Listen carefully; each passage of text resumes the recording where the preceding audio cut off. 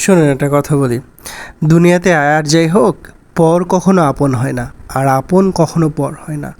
আপনি যত চেষ্টা করবেন পরকে আপন করার জন্য, সাময়িক সময়ের জন্য তারা আপনার সাথে খুব সুন্দর করে কথা বলবে, বাট বিশ্বাস করেন এই মানুষগুলো কখনোই আপনার আপন হবে না। এই যে সুন্দর করে যে কথাগুলো আপনার পিছনে বলবে না, এই কথাগুলোর পিছনে না তার একটা উদ্দেশ্য থাকবে, তার একটা স্বার্থ থাকবে। সেটা যদি হাসিল না হয়, তাহলে আপনি ডেফিনেটলি সেই আপন মানুষগুলো, যাদেরকে আপনি আপন মনে করেন, সেই মানুষগুলোর আসল চেহারাটা আপনি দেখতে পাবেন।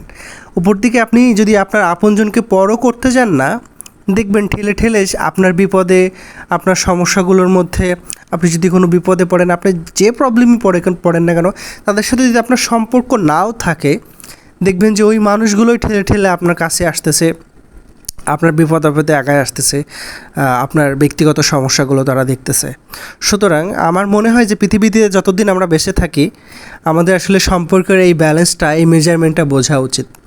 আমরা আসলে চেষ্টা করা উচিত আপন মানুষগুলোকে সবসময় আপনের মতো করে রাখা, তাদের সাথে সম্পর্কর এমন কোনো জায়গা তৈরি না করা যেটাতে আসলে দূরত্বর জায়গাটা তৈরি হয়। সো আমাদের আসলে সম্পর্কের প্রতি যত্নশীল হওয়া উচিত, আর অনেক বেশি সম্পর্ককে ভালোবাসা উচিত, সম্পর্ককে অনেক বেশি সম্মান করা উচিত।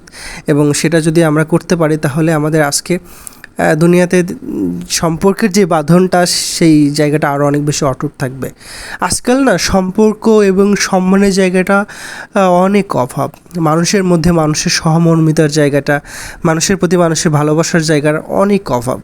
আজকাল এই জিনিসটা নাই বলে খুব দ্রুত যেটা হয় সেটা হলো যে স্বামী এবং স্ত্রীর মধ্যে অনেক বিবাহ বন্ধনের ফাটল ধরতেছে। আপনি দেখবেন আজকের এই পরিবার সংসারে কয়টা বিয়ে টিকতেছে বলুন তো? দেখবেন যে 95% বিয়ে কিছুদিনের মধ্যেই বিয়েগুলো সংসারে ভেঙে যাচ্ছে। তার একটা কারণ হলো যে পরকীয়া, কারোর প্রতি কারো বিশ্বাস না করা, সম্মানের প্রতি স্ত্রীর প্রতি সম্মান করা, স্বামীর প্রতি সম্মান না করা। এই যে এতগুলো কারণ, এই সবগুলো কারণেই কিন্তু আজকে আমাদের পরিবার সংসার জীবনে শান্তি নাই। আর একটা জিনিস হলো যে আমাদেরকে সবসময় ক্ষমা করতে শিখতে হবে। ক্ষমা হলো একটা মহৎ গুণ।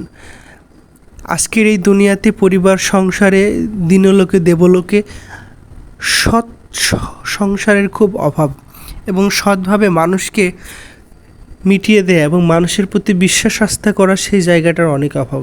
আমাদের প্রত্যেকটা মানুষের উচিত ক্ষমা করে দেয়া। ক্ষমা করলে যেটা হয় যে নিজের মনকে প্রশান্ত করা যায়, নিজের মনকে শান্তিতে রাখা যায়, নিজেকে শান্তিতে রাখা যায়। আজকে আমরা যেটা বলি, দেখবেন যে ক্ষমার বড়ই অভাব এই পরলোকে, দেহলোকে, যেখানে মানুষ মানুষকে আজকাল ক্ষমা করতে শিখেই না, মানুষ মানুষকে আজকাল ক্ষমা করেই না। সুতরাং আমাদের ভালো থাকতে হলে আসলে আমাদের ক্ষমা করতে হবে। আপনি যদি দিন শেষে ক্ষমা করতে পারেন, আপনি মানসিক পরিশুদ্ধতা পাবেন, মানসিক তৃপ্তিতে ভুগবেন, এবং মানসিকভাবে ভালো থাকতে পারবেন। আমরা আসলে মানুষকে ক্ষমা করতে ভুলেই গেছি। আমাদের অ্যাজ এ হিউম্যানিটি, আমাদের মনের মধ্যে থেকে সেই জায়গাটা উঠেই গেছে, আর আগের মতো কাজ করে না। সো আমাদের প্রত্যেকটা মানুষের আসলে ক্ষমা করতে শেখা উচিত, ক্ষমা করে দেওয়া উচিত। আমরা যদি ক্ষমা করতে পারি, তবেই আমরা দিন শেষে ভালো থাকবো। সবাই ভালো থাকবেন।